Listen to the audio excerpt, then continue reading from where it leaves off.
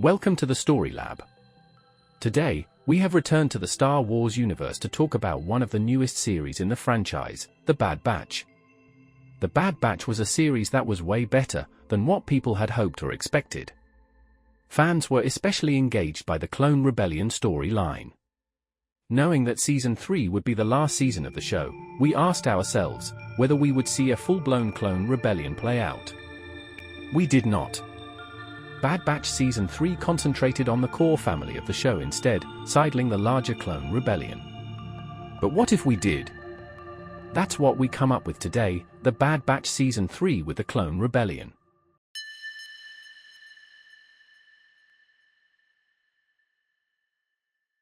Since it is already pretty clear what we want to do, we do not need many ingredients. Seasons 1 and 2 of the series. Full-on Clone Rebellion.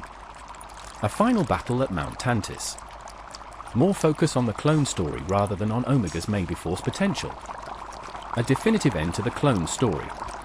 Okay, let's put it in and start the analysis.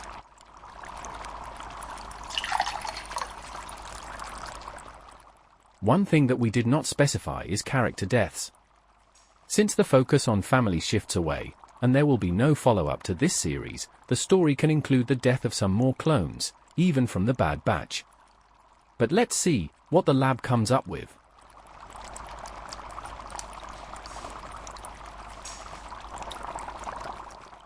They are already finished. Great. Let's have a look. Episode 1. We start the series at Mount Tantiss, not with Omega, but with Crosshair. The clone is captured, but isn't much concerned for himself, instead desperately trying to figure out where Omega is being held. Crosshair knows that the only way for him to make amends with his brothers would be to save Omega. Finally, Crosshair does break out and makes it to the high-security detention levels. Only to find that Omega is not there. Going deeper and deeper into Mount Tantiss, Crosshair starts to lose hope that he can find anything or anyone in this dangerous place, and we get a glimpse at several of Hemlock's dark programs. In the end, Crosshair is surrounded by security guards, TK troopers, deep in the mountain. The only option for Crosshair now is to kill the troopers and make his way back up, where he was not expected. He had to give up on his plans to save Omega and find a different way. Episode 2. In Episode 2, we see the remaining members of the Bad Batch on a desperate information run. During this episode we see them deal with the loss of Tech and overcoming their grief. Their goal is clear: save Omega at any cost. Unfortunately, they have no clue where Omega is. They do learn that Sid was captured though, and that she was brutally executed by Hemlock personally. Episode 3. In the next episode, we shift our focus back to Crosshair, who has now decided to break out of Mount Tantiss altogether because there is only one way for him to actually save Omega: if he goes back to his team. The entire episode plays out Crosshair's daring escape, smuggling off-world on a transport shuttle. Only one person sees him escape: Emily, the grown-up clone of Omega. Episode 4. Until now, we have still not seen Omega or even heard whether she is still alive, keeping the audience in suspense. Finally, we do get an episode about her. This episode plays out in Mount Tantiss. In our version, Omega is already locked in the vault and has been for quite a while. She has occasional contact with Nolasea and Emily when they come to study her and the other Force-sensitive children. We observe Omega try a breakout, while the Imperials seem very distracted. Quite similarly to the actual episode, Emperor Palpatine visits the facility this day. Also, similarly to the real episode, Omega does manage to get out of the vault, but ends up in another lab prison, where other clones are experimented upon. This is where she is found by Palpatine's personal guards, captured and brought back to her cell, having learned little new information, except for one thing: whatever she seemed to do, even endangering Palpatine, the Empire had no interest in killing her. Episode 5. The fifth episode is part of a two-parter simply titled Reunion. The Bad Batch is contacted by Rex, who has heard about a defecting Imperial clone that wants to join the Batch. Immediately we think of Crosshair. And indeed, we meet Crosshair in the underworld on some planet, trying to get spread a rumor about him searching for clone defectors. Though the danger is great, the Bad Batch does travel to the supposed meeting place together with Rex.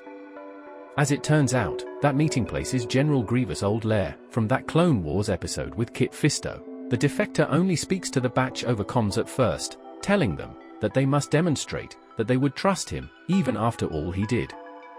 In order to do so, he had set up a number of challenges that the Batch has to overcome to get to him.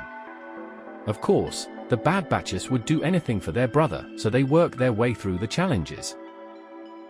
However, when they finally do get to the center of the complex, it is not Crosshair they find there, it is Cody. Crosshair meanwhile is still stuck where we saw him towards the beginning of the episode, but is followed by a Shadow Trooper. Episode 6. In the second part of the two-parter, Cody is accepted into the Clone Rebellion and then leaks some information about the Shadow Troopers. This helps the Batch locate one trooper in particular. It is of course the one hunting Crosshair. The two stories finally come together when the Bad Batches, with help from Cody and Rex, save Crosshair. The episode then ends with the awkward silence between the reunited brothers, that is only broken when Crosshair says he is here to help rescue Omega. Speaking of Omega, there is a minor B-plot, where Omega tries Nolase to tell her why the Empire is interested in her blood, but Nolase only saying that they can never find out the truth. Episode 7. The Bad Batch including now Crosshair go on a supply and data run mission. During the mission, the Batch has to find a way of working together again. Episode 8. Omega is still working on getting information about her imprisonment, this time from Emily, which continues until Hemlock suddenly shows up, takes the kids out into the jungle of Wayland and abandons them there. Omega is confused, since she is still convinced the Empire wouldn't do anything to her. She does not realize that the whole thing is a test to see whether the children had access to their Force abilities, and indeed, when the children are forced to defend themselves, the other kids start to show basic telekinesis. Omega, however, manages to connect with one of the wild animals, sparking great interest in Hemlock. Episode 9. Now that he has seen Omega use the Force, Hemlock is convinced that Nolase is lying and takes over the experimentation on Omega personally. Omega is locked into a new cell and Hemlock does not need long to discover what Nolase had been hiding from him. Omega's clone DNA was capable of accepting midichlorians. In the B-plot, the Bad Batch help Rex with a Clone Rebellion mission. Episode 10. The Bad Batch hear rumors about another batch like them, deserted clones that are fighting on their own. Searching for the rumored group, they discover that it is the Wolf Pack, Commander Wolf's group that seems to have deserted as an entire unit. This group now joins the Clone Rebellion. Meanwhile, Nolase tries to sabotage Hemlock's findings but is discovered while doing so. Hemlock has her killed on the spot.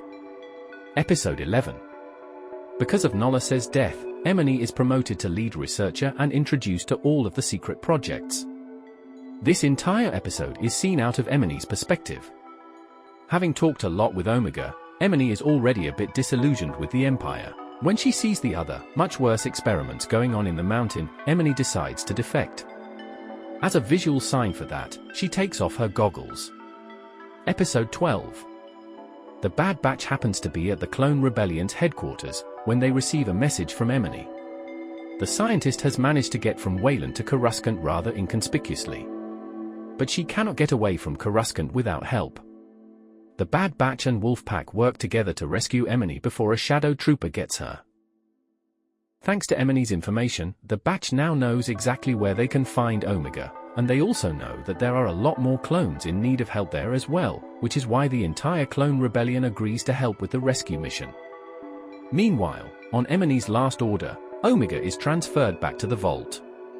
On the way between cells, Omega puts together a plan and even makes a short run for it, not hoping to actually get away, but to prepare something for her plan to work.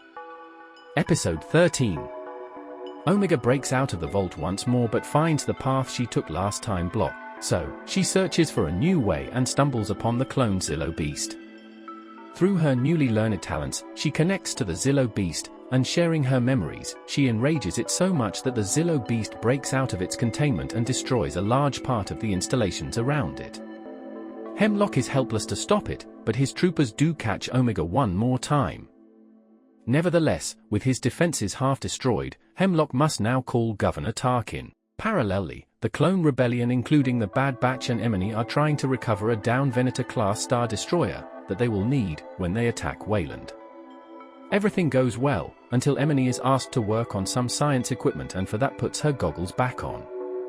In that instant, Hemlock learns where she is and what she sees, because the goggles had always had a life broadcast software implanted into it. Every step Emily had ever taken had been monitored by the Empire. As soon as they realize this, the clones destroy the goggles, but it is too late. The Empire now knows that they are coming. Episode 14. Everything comes together at Mount Tantiss for the great finale.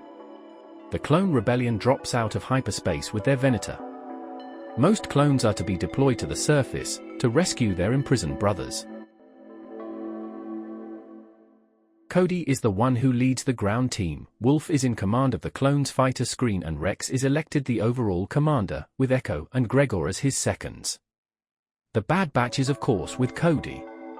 Working together expertly, the clones infiltrate the damaged Mount Tantiss facility. Fireball and Cody then lead the team to the main prisons, where all the clones are held. Emily and Hauser advance toward the main data complex, while the Bad Batch themselves proceed directly to the vault. Everything goes quite fast from there. The Batch frees Omega and the other children, but Omega is surprised that Hemlock isn't there. She realizes that it is a trap, and in that exact moment Tarkin and a fleet of newly built Imperial Star Destroyers drop off hyperspace. Emily and Hauser find themselves surrounded by Shadow Troopers, and Hemlock and a team of Royal Guards confront the Bad Batch. The standoffs quickly each break into fighting. Wolf leads an attack against the Star Destroyers but loses many fighters. Emily and Hauser try to escape but are killed. Only the Bad Batch prevails. Hunter engages Hemlock in a fist fight, while Wrecker takes down 2 of the Red Guards. A third and fourth attack Crosshair and Omega. The girl saves herself, but Crosshair is driven towards a great chasm. Ever calm, Crosshair lets it happen, while he concentrates on his next shot, a shot through the guard, past Hunter's head, and right into Hemlock's chest, killing both enemies. Crosshair himself, however, goes over the edge, only to be caught mid-fall by the Force children. The children can only hold Crosshair, but when Omega adds her own power, they can pull him back up. Then, they all escape. In orbit, learning of Hemlock's death, Tarkin decides to do what Tarkin does in these situations and open fire on the mountain. The planetary bombardment catches the escaping clones by surprise. They had made their way through all the TK troopers, but under such heavy fire, that they simply cannot launch and get back to the Venator. So, Rex has to make a decision. He steers the Venator right into the path of fire, blocking the shots from reaching the mountain. Then, he orders all escaping transports to scatter all across the galaxy, where the Empire would never find them. The clone rebellion was at an end. The clones grimly agree that they should follow orders. Everyone jumps to hyperspace, except for the Bad Batch in their shuttle, as well as Cody and Wolf in their respective starfighters, all of which are heading for the Venator to help their friends. But, still under heavy fire, the Venator is already breaking apart. Thus, Wolf is the only one who actually makes onboard the capital ship in his ARC-170. Unfortunately, that means that he can only take 2 of the 3 clones with him. Speaking over comms with his brothers, Echo decides that he will be the one to stay behind, and he will crash Tarkin's Star Destroyer with the failing Venator. Everyone accepts Echo's wish. Gregor and Rex depart with Wolf. The Bad Batch waits around to say goodbye to Echo, as the modified clone steers his ship towards the Star Destroyer. Tarkin realizes what Echo is doing, and asks for the shields to be raised, but in that exact moment, Cody flies his ship right into the shield generator, sacrificing his own life as well and damaging the Star Destroyer heavily. Tarkin and his first officer are the only ones that react quickly enough to reach an escape pod, before Echo's crash destroys the rest of the ship. The Bad Batch grieve for a moment and tell both their friend and the clone rebellion goodbye. Then they return to Pabu, where they and the Force children they had saved would stay forever. Okay, that would have been quite a season and a much darker version too. Here is the summary. Omega is captured in Mount Tantiss the entire time. Crosshair escapes and reunites with the Bad Batch. The batch ally themselves with the clone rebellion that gains more and more recruits. Hemlock forces Omega to unlock some of her force potential and figures out that Omega is what he needs. Nolased tries to sabotage the data but is murdered for it. When Emily discovers what is really going on in the facility, she defects and tells the clones where to find Mount Tantis. A final battle occurs, where the Bad Batch saves Omega, but Tarkin arrives to destroy the entire facility and breaks apart the clone rebellion in the process. What did you think of it? Please note that everything presented here is simply the results of an experiment. No part of this presentation is intended as a correction of an existing story or claims to be the real story.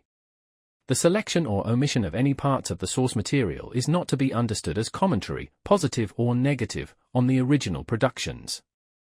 These are simply thoughts and experiments based on existing material, and none of it could be created without the work of all those involved in creating the original works. As with any scientific result, you may utilize any of the story ideas that resulted from these experiments for your own experiments or production, while citing this experiment as its source.